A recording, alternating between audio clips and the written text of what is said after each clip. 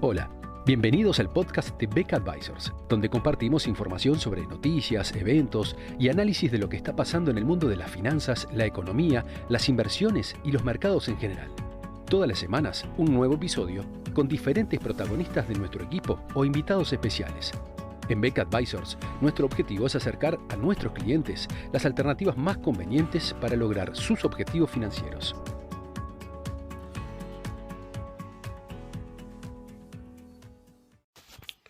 El nivel de actividad en los Estados Unidos se contrajo a una tasa anualizada del 0,9% en el segundo trimestre de 2022, según datos dados a conocer la semana pasada. Tras una caída que se había registrado también en el primer trimestre, que ahora revisada es del orden del 1,6%, se acumulan de esa manera 2 trimestres consecutivos en dicho país de caída del nivel de actividad, lo cual muchas veces se asocia técnicamente con una situación de recesión. Sin embargo, esta no ha sido la interpretación que ha seguido la Reserva Federal, la cual ha dado más importancia a la situación del mercado laboral norteamericano, que sigue con niveles de desempleo muy bajos. Y en general también otras oficinas estadísticas de Estados Unidos han preferido tomar otros indicadores en cuanto a el nivel de demanda doméstica y también la generación de empleos como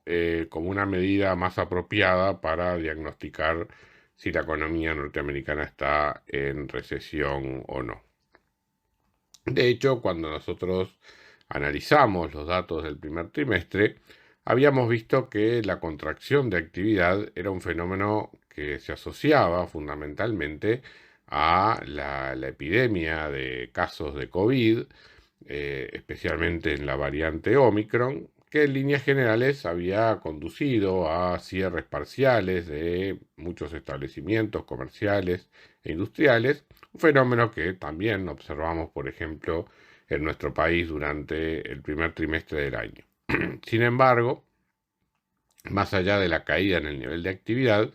lo que se veía en el primer trimestre era un aumento del gasto de consumo y un aumento de la inversión fija de las empresas, esto es, inversión en maquinaria, construcciones y demás,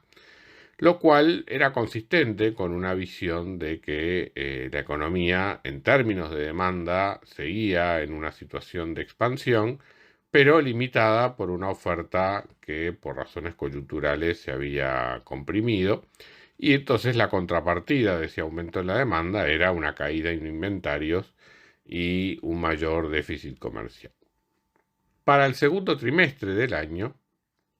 la interpretación no es tan clara como la del primero. Por un lado, se sigue observando un crecimiento en el gasto de consumo.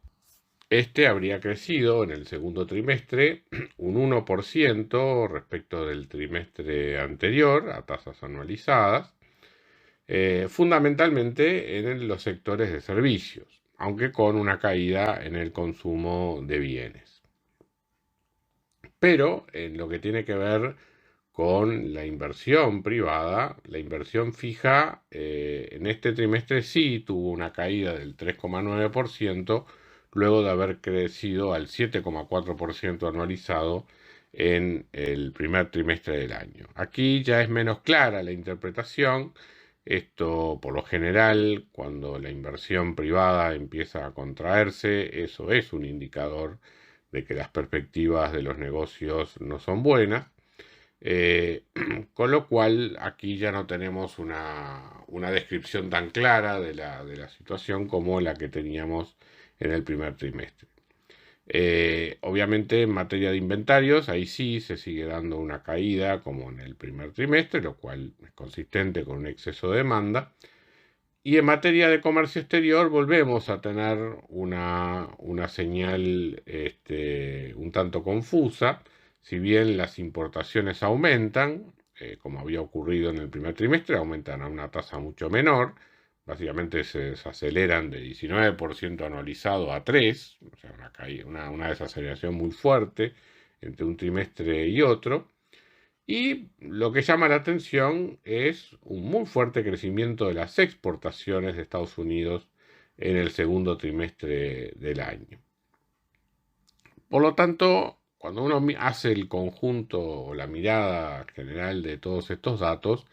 da la sensación todavía de que lo que tiene que ver con la demanda interna, hay presiones que de algún modo justifican que, por ejemplo, la Reserva Federal no esté prestando atención a la caída en el PBI para conducir su política monetaria, sino que está dando atención a otros indicadores, como decíamos hace un momento, fundamentalmente los de empleo, descartando por esa vía la idea de que una recesión pueda desacelerar la tasa de inflación que se vive en este país. Y efectivamente, con esta pintura en general que ofrece el gasto en consumo, ciertamente uno puede pensar que todavía hay un largo camino para recorrer en lo que tiene que ver con una política monetaria contractiva. Si quisiéramos tener algunos elementos adicionales para tratar de interpretar la situación actual o la coyuntura actual en la economía norteamericana, podemos analizar, por ejemplo, los componentes del PBI en términos de distribución del ingreso, y ahí también lo que se observa es que ha habido una caída en el ahorro de las familias, lo cual es consistente con el hecho de que hay un menor ingreso disponible, en parte por la mayor inflación, pero el gasto en consumo, pese a ello, se ha mantenido, lo cual a su vez cierra también con las cifras que uno observa, por ejemplo, en materia de aumento del crédito, tanto a familias como a empresas en lo que va de este año 2022 en Estados Unidos. Haciendo entonces un resumen de todos estos datos,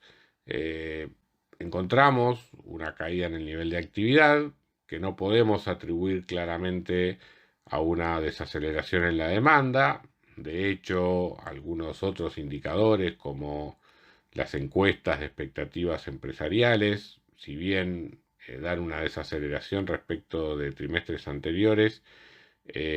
todavía parecería estar en terreno positivo, con lo cual estos números de la economía norteamericana hacen pensar que en 2022,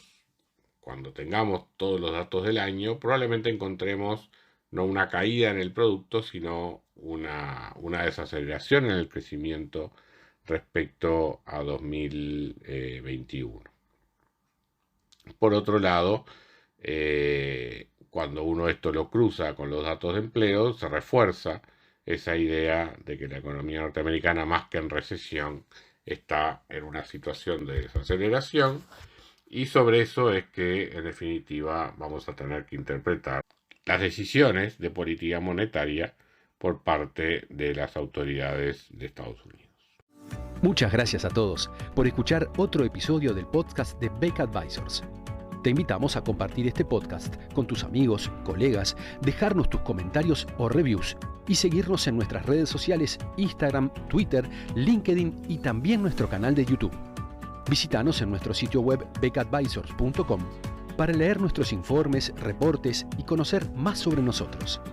Hasta una próxima entrega y muchas gracias.